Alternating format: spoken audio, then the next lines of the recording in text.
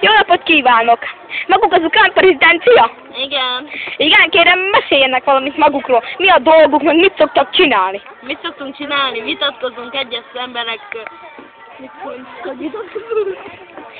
Na, vitatkozunk szóval. Ugyanaz. Igen?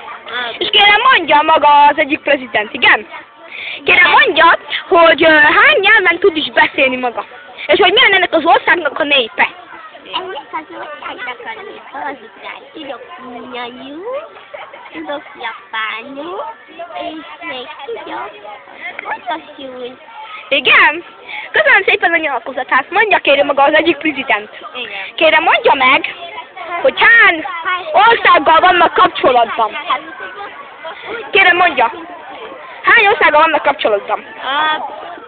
Én Kínával vagyok. Igen, és maga? Ukrajnával sok országgal van kapcsolatban. Igen, mondjon belőle, soroljon fel párat. Afrikával. Igen? Nagyon kérem, soroljon fel egy párat. Na, nem én vagyok a prezident fő.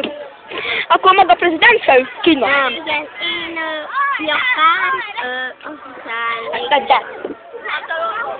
Na, köszönöm szépen. Viszontlátásra, nagyon köszönöm a riportjukat, majd még máskor találkozunk. Viszlát! Ciao.